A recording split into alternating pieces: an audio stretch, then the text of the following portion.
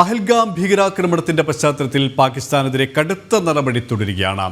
സമുദ്ര അതിർത്തി പൂർണ്ണമായും അടച്ചതായും പാകിസ്ഥാൻ കപ്പലുകൾക്ക് ഇന്ത്യൻ തുറമുഖങ്ങളിൽ വിലക്ക് ഏർപ്പെടുത്തിയതായും തുറമുഖ ഷിപ്പിംഗ് മന്ത്രാലയം ഉത്തരവിറക്കി. അതിർത്തിയിൽ യുദ്ധക്കപ്പലുകളുടെ വിന്യാസവും പരിശീലനവും തുടരുകയാണ്.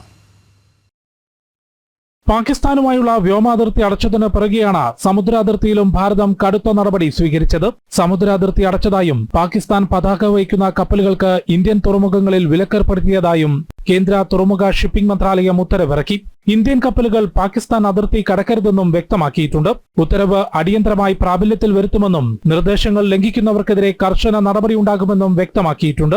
1958 മർച്ചന്റ് ഷിപ്പിംഗ് നിയമപ്രകാരം ദേശീയ സുരക്ഷ കണക്കിലെടുത്താണ് തീരുമാനം. സമുദ്ര അതിർത്തികളിൽ യുദ്ധക്കപ്പലുകളുടെ വിന്യാസവും നാവികസേനയുടെ പരിശീലനവും നിരീക്ഷണവും ശക്തമാണ്. കൂടാതെ പാകിസ്ഥാനിൽ നിന്നുള്ള എല്ലാ ഇറക്കുമതിയും ഇതിനോടകം റദ്ദാക്കിയിട്ടുണ്ട്. ഇന്ത്യ വഴി മറ്റു രാജ്യങ്ങളിലേക്ക് പാകിസ്ഥാൻ ചരക്ക് നീക്കം നടത്തുന്നതും തടഞ്ഞുകൊണ്ടാണ് വ്യാപാരബന്ധം പൂർണ്ണമായും അവസാനിപ്പിച്ചത്. പഹൽഗാം ഭീകരാക്രമണത്തിന്റെ പശ്ചാത്തലത്തിൽ കര, വ്യോമ, സമുദ്രാതിർത്തികളിൽ ഭാരതം കടുത്ത നടപടികൾ തുടരുകയാണ്. ജനം, ഡൽഹി.